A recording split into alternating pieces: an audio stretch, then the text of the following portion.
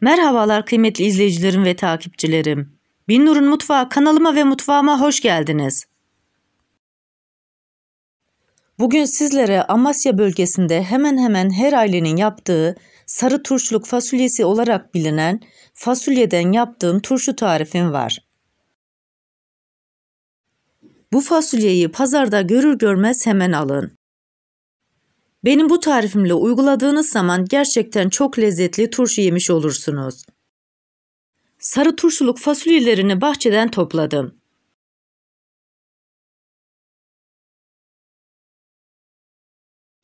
Aslında bu fasulye turşusundan çok sipariş aldım fakat çok fazla yetişmediği için parça parça yapıyorum.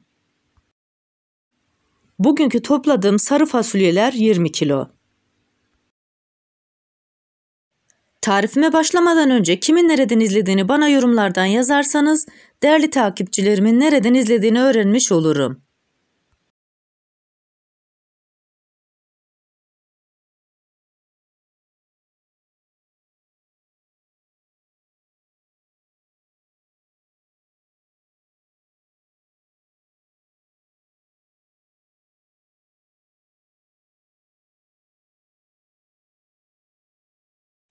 Sarı turşuluk fasulyelerimizi güzelce topladık ve masanın üzerine boşalttık. Uç kısımlarını kırıyoruz. Tabii ki bu işi de tek başıma yapmıyorum.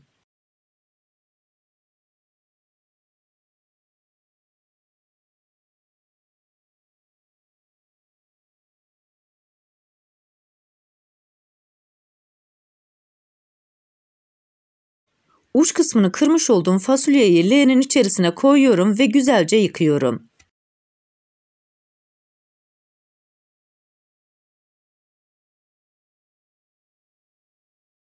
Turşuluk fasulyeyi 2 kez yıkıyorum ve süzdürüyorum. Bu arada tarifimi buraya kadar izleyip beğendiyseniz ve hala kanalıma abone değilseniz, abone olup beğeni ve yorumlarınızla beni desteklerseniz çok sevinirim. Yıkamış olduğum fasulyenin bir kısmını süzgecin içerisine koyuyorum.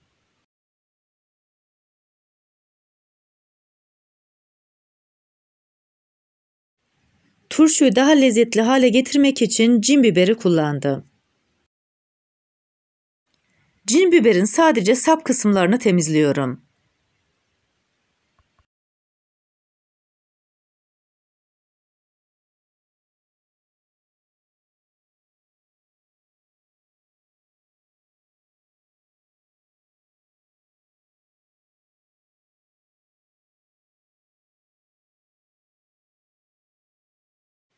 Sarımsakları da soydum, hazırladım.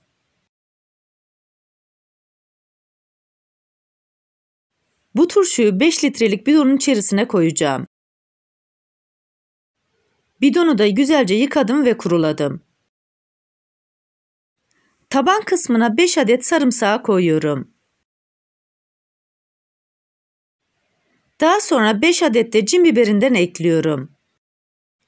Hazırlamış olduğum fasulyeyi demetler halinde yaparak bidonun içerisine yerleştiriyorum. Bidonun yarısına gelinceye kadar fasulyeyi bu şekilde yerleştireceğim.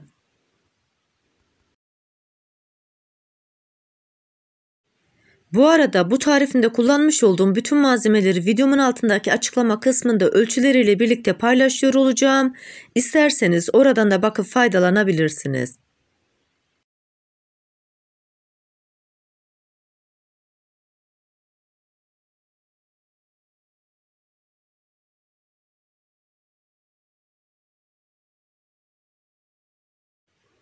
Bidonun yarısına gelinceye kadar fasulyelerden doldurdum.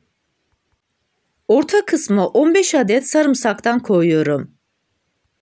15 adet de cin biberinden ekliyorum. Daha sonra bidonun ince kısmına gelinceye kadar fasulyeden demet demet dolduruyorum.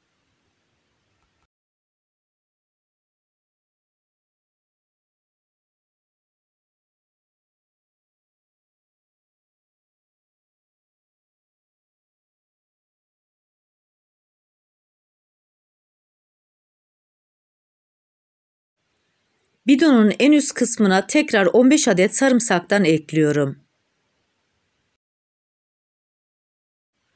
15 adet de cin biberinden ekliyorum. Toplamda 12 adet bidonu bu şekilde doldurdum. Siz bu videoyu seyrederken ben de partiler halinde bu turşudan yapmaya devam ediyorum. Turşularımda kaya tuzu kullanıyorum. Her 5 litrelik bidon için 5 yemek kaşığı kaya tuzu ekliyorum. Bu aşamada kesinlikle sofra tuzu ya da ince tuz kullanmıyoruz. Sofra tuzu ya da ince tuz turşularınızda erime yapar.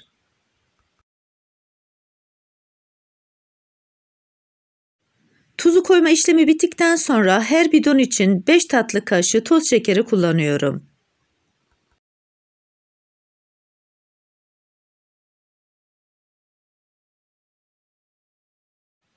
Daha sonra her bidon için 5 çay kaşığı limon tuzu ekliyorum. Tarifimi buraya kadar izleyip beğendiyseniz sosyal medya hesaplarınızdan arkadaşlarınızla paylaşarak bana destek olursanız çok sevinirim. Ayrıca kanalımda birbirinden güzel diğer tariflerim var. Onlara da göz atmayı sakın unutmayın. Her bidon için 4 su bardağı üzüm sirkesi kullanıyorum. Kullanmış olduğum su bardağı ölçüsü 200 ml. Bu aşamada isterseniz elma sirkesi de kullanabilirsiniz. Hiç fark etmez. Her ikisi de çok güzel ve lezzetli oluyor.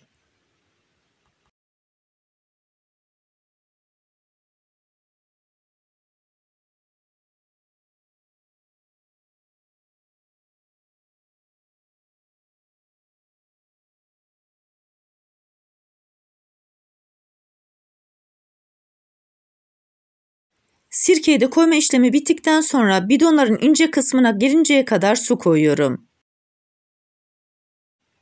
Kullanmış olduğum su normal ısıda hazır su. Turşularınızı yaparken kesinlikle çeşme suyu kullanmayın.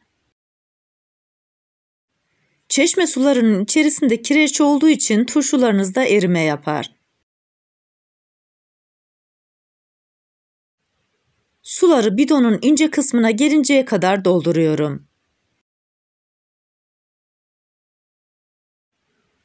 Daha sonra elimle şöyle bir bastırıyorum.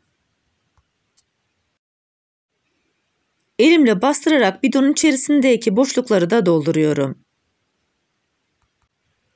Hazırlamış olduğum turşuların kapağını kapatıyorum. Daha sonra birkaç kere çalkalıyorum. Bütün malzemelerin birbirine geçmesini sağlıyorum. Bu turşular 20 gün içerisinde olacak. Güneş görmeyen serin bir yerde saklayın.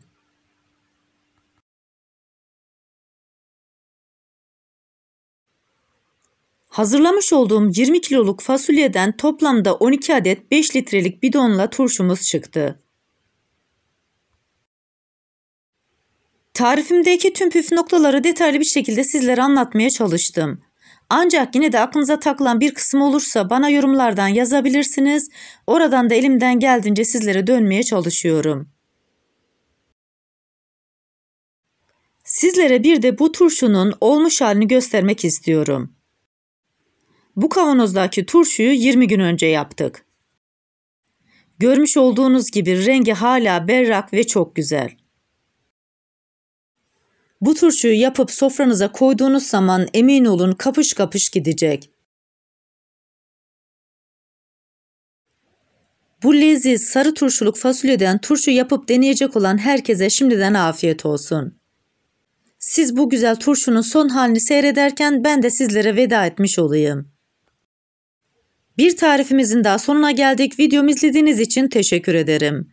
Bana destek olmak için tarifimi beğendiyseniz beğenmeyi, abone değilseniz abone olmayı, yeni tariflerimi izlemek için bildirim zilini açmayı, tariflerimi sevdiklerinizle paylaşmayı unutmayın.